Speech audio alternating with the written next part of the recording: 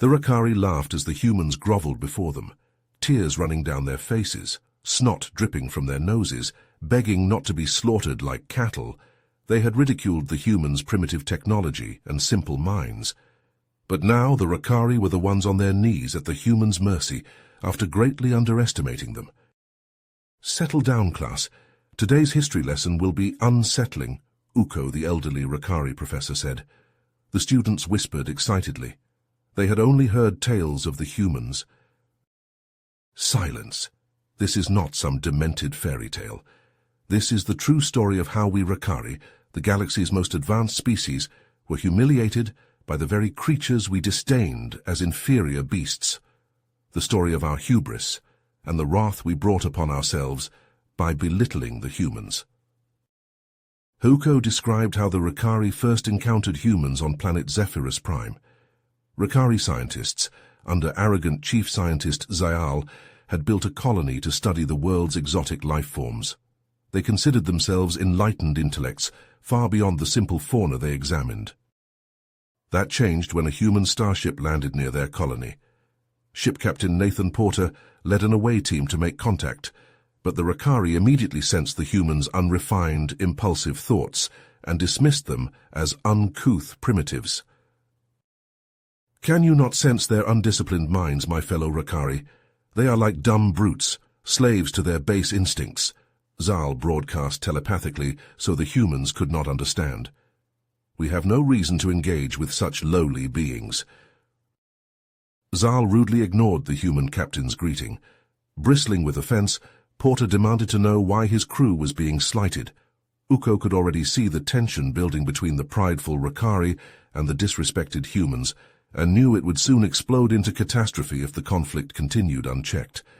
The Rakari were overconfident and blind to the danger, while the humans seethed with mounting outrage.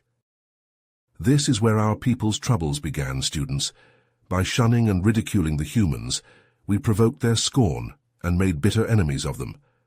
Mark these words. Never again underestimate a potential foe, no matter how crude they seem. The consequences could be our very demise. Uko glowered, voice grim. Zal became obsessed with putting the humans in their place. He ordered us to refuse any further contact with Captain Porter's crew. The fool thought ignoring the humans would make them go away. The students listened, rapt, as Uko recounted how Porter kept trying to talk to the Rakari, even as Zal had them shun the humans. Then it all went to hell. Porter and his chief engineer, Chen, found our secret base, a cave filled with 20 of our best soldiers. They were guarding a quantum computer that could alter matter itself. Uko shook his head. Imagine the danger if humans got that tech.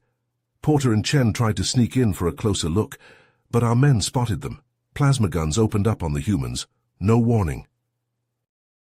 "What did the humans do?" a student asked. Porter and Chen shot back. With their primitive kinetic weapons and armor, they slaughtered all 20 of our elite guards, our finest warriors, cut down by 2 humans. The students recoiled at Uko's fury. News spread fast. Zal was enraged. He vowed to wipe out the humans and seize their ship. While our troops mobilized for war, the humans dug in. The battle for Zephyrus Prime was about to begin. Zal mounted his hovering command platform, glaring at the vid screens. They showed his troops fanning out across the dusty field towards the human landing site. "Crush them, my warriors. Show no mercy to these base creatures," he broadcast. The Rakari fired first, plasma bolts searing the air and ripping into the human encampment. Tents exploded into flames, supply crates splintered apart. Humans dove for cover, but many were too slow, cut down before they could react. Rakari war cries echoed as the soldiers surged forward, plasma rifles blazing. It seemed hopeless for the humans. Our weapons and hover tech were far beyond theirs. We had them outmatched, Uko narrated, but we underestimated Captain Porter. Rallying what remained of his crew, Porter led them into the shadowy forest. The trees shielded them from the Rakari onslaught, letting them regroup and plan. They had suffered heavy losses, but Porter was determined to fight on, using the dense foliage to their advantage. Porter understood guerrilla warfare, you see. He turned our strengths against us, attacking where we were vulnerable. Small squads of humans armed with kinetic rifles and stolen plasma weapons launched ambushes on the Rakari flanks. They targeted supply convoys, blowing up the anti-grav sleds loaded with food packs and energy cells. They sabotaged the quantum relays, cutting off Zal's communications with his front lines. Day by day, the Rakari's numbers shrank, while the humans endured. For weeks this went on. The Rakari stranded on a hostile world, with no way to call for help or supplies. While the humans used the terrain and their wits to run circles around us, Uko growled. Then one moonless night, Porter made his move. Sneaking through the shadows, Porter's commandos infiltrated the Rakari HQ. They neutralized the guards with stun grenades and breached the command center. Zal found himself staring down the barrels of human rifles, Porter's steely eyes locked on him. Around the room, Rakari officers raised their hands in surrender as human troops cable-tied their arms. "It's over, Zal," Porter said through his translator. "Tell your forces to lay down their arms. No one else needs to die today." Zal seethed with humiliation, his telepathic powers useless against the humans' mental discipline. With no other choice, he broadcast the order. All across the battlefield, Rakari soldiers dropped their weapons and sank to their knees before the humans they once mocked. "Imagine it, students, our finest legions bowing to the very primates we dismissed as unworthy of respect," Uko snarled. "That was the beginning of the end for us, but the true depths of our disgrace were still to come."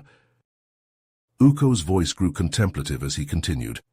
"In the aftermath of our defeat, the humans wasted no time securing their position on Zephyrus Prime. Captain Porter oversaw the establishment of a permanent colony, his crew working tirelessly to convert our technology for their own purposes." The elderly Rakari's eyes narrowed. "They repurposed our quantum computer, creating a planetary defense system that would ensure their safety from any future threats, and those hovering assault platforms we had used against them. The humans turned them into the backbone of a new exploration fleet." A student raised a tentative hand. "Professor, what happened to Zale and the other captured officers?" Uko's expression darkened. They were kept under heavy guard as the humans built their new home, but Porter was not content with simply holding them prisoner. He sought to understand the root of our aggression. The professor's voice took on a note of grudging respect. Through a series of interrogations, Porter learned that our actions were driven by fear of the unknown and a misguided belief in our own superiority. It was a bitter pill to swallow. Uko paused, letting the weight of his words sink in. But what happened next was truly unexpected. In a gesture of goodwill, Porter decided to release Zal and the others. He offered them a chance to return home with a message of peace. The students murmured in surprise as Uko continued. Zal, humbled by his defeat and moved by the humans' compassion, agreed to deliver the message personally. As he and the other prisoners boarded a small spacecraft, Porter and his crew watched from the surface, hope in their eyes. Uko's gaze swept over the classroom. They believed that their actions could lead to a new era of cooperation between our species. And as it turned out, they were right. But the story of Zephyrus Prime was just the beginning. The professor leaned forward, his voice low and intense. What happened next would change the course of history for both our peoples, and it all began with a single daring act of diplomacy. Uko's voice grew heavy as he continued the tale. As Zal's ship approached the Rakari homeworld, he could sense the turmoil even from orbit.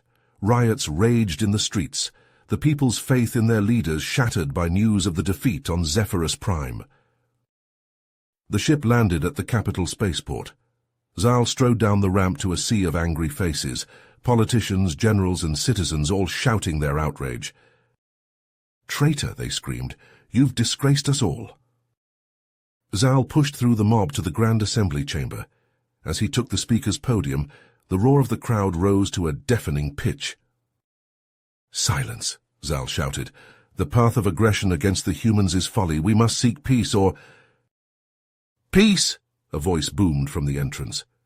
General Kra, the hardliner, marched in with a phalanx of armed guards. "There will be no peace with those primates." The crowd parted as Kra stormed to the podium and backhanded Zal to the floor. This weakling would have us bow to creatures barely evolved from their caves. I say we take back what is ours. The mob roared their approval as Kra's troops dragged Zal away. Seizing the podium, Kra raised a fist. To your ships! We fly for Zephyrus Prime. Uko paused, letting the dread sink in. The Rakari Armada entered hyperspace, thousands of warships carrying millions of soldiers, hungry for revenge. On Zephyrus, the humans had no inkling of the hell that was about to descend. The Rakari ships emerged from hyperspace, disgorging swarms of attack craft that swooped down on the human colony. Plasma bombs rained from the sky, blasting buildings to rubble. On the ground, Captain Porter rallied his troops.